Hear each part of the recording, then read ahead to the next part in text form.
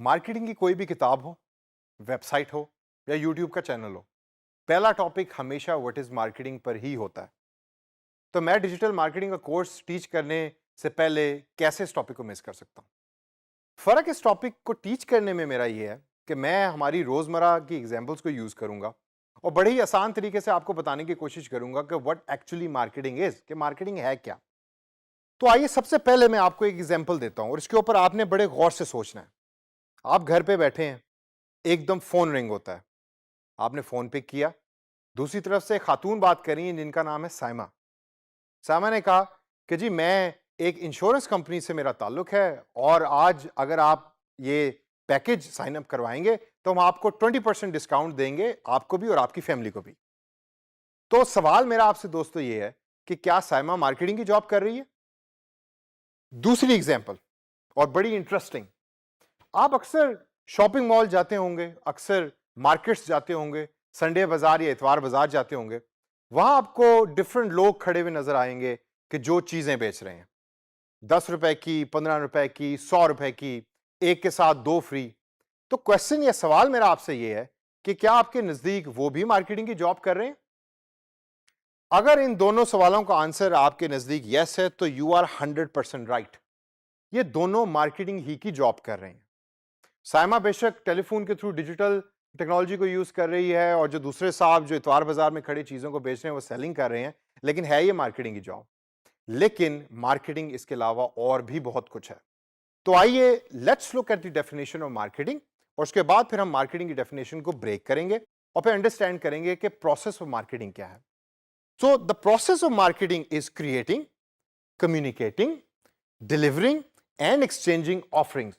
Creating मतलब बनाना, communicating मतलब बताना, डिलीवरिंग मतलब उस चीज को एक जगह से दूसरी जगह तक पहुंचाना, और एक्सचेंजिंग का मतलब तो आप सारे जानते ही हैं कि एक चीज के बदले दूसरी चीज को लेना।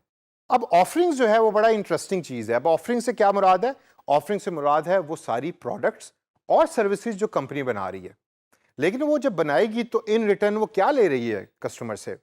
वो कस्टमर से वैल्यू ले भी रही है और कस्टमर को वैल्यू दे भी रही है in the form of products and services. ये आपने जहन में रखना है कि आपकी कंपनी प्रोडक्ट्स बनाती है और सर्विसेज बनाती है, जिसमें ये चारों चीजें जो मैंने अभी बताई हैं वो एम्बेड होती हैं या उसमें शामिल होती हैं, और इन रिटर्न वैल्यू मिल रही होती है ऑर्गेनाइजेशन को भी और कस्टमर्स को भी। तो आइए इसको ब्रेक करते हैं और देखते हैं कि सबसे पहले ये क्रिएटिंग वैल्यू का मतलब क्या है। अब आप ये मेरे पीछे देखें, ये आपको एक शेल्फ नजर आ रहा है जिसके ऊपर डिफरेंट प्रोडक्ट्स आपको पड़ी हुई नजर आ रही हैं।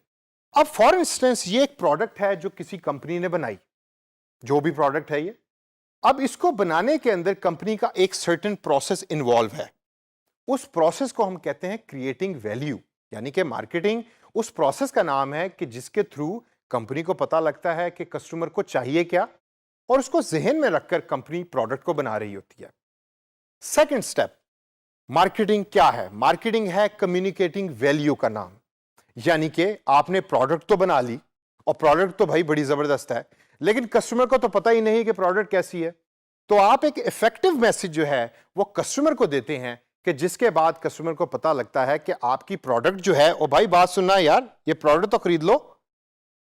ही did not buy the product for me. क्यों? क्योंकि जो मैसेज जिस तरीके से मैं डिलीवर कर रहा हूं वो इफेक्टिव नहीं है। तो की पॉइंट क्या है कि कम्युनिकेटिंग वैल्यू तो है, आप कस्टमर को बता तो रहे हैं, लेकिन उसको इफेक्टिव तरीके से बताएं ताकि कस्टमर उसको सुने। तीसरा पॉइंट और बड़ा इंपॉर्टेंट, डिलीवरिंग वैल्यू।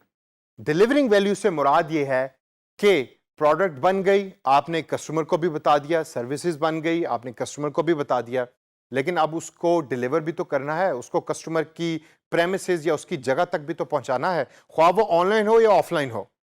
तो delivering that product and value is the job of an organisation, is the job of a company. तो कंपनी जो है उस प्रोडक्ट और सर्विस को कस्टमर तक पहुंचाती है, और इस पूरे प्रोसेस को पहुंचाने तक, कस्टमर को पहुंचाने तक, इसको मार्केटिंग कहते हैं। लास्ट स्टेप जो है वो सबसे इंपॉर्टेंट है, जिसमें कंपनी को भी रिवॉर्ड मिलता है और कस्टमर को भी रिवॉर्ड मिलता है। उस स्टेप को हम कहते हैं एक्सचेंजिंग वैल्यू।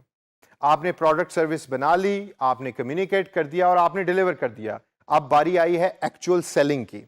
आपने एक चीज जो आपने बनाई है वो कस्टमर को दी, और कस्टमर से आपने पैसे पकड़े, और आपको फाइनेंशियल रिसोर्सेज की वैल्यू मिल गई और कस्टमर को प्रोडक्ट मिल गया।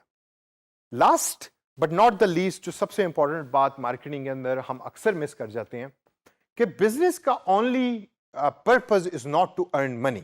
ये बड़ा इंपॉर्टेंट है। आपने प्रोडक्ट बेच के पैसे तो कमा लिए, लेकिन क्या कस्टमर उस प्रोडक्ट से खुश भी है? और अगर कस्टमर खुश है तो वो फिर आपको 5 स्टार्स देगा, और जब वो आपको 5 स्टार्स देगा तो फिर आपका एम्बेसडर भी बनेगा। एम्बेसडर बनेगा तो फिर वो दूसरे लोगों को भी बताएगा कि भाई इस कंपनी की प्रोडक्ट खरीदो, वो सबसे अच्छी है। और जब वो बताएगा तो फिर ऑटोमेटिकली आपके नंबर ऑफ कस्टमर्स इंक्रीज करेंगे। तो आपका objective as a company marketing करने का ये होना चाहिए कि मेरा कस्टमर सबसे ज्यादा खुश हो ताकि वो बार बार आपके पास आए।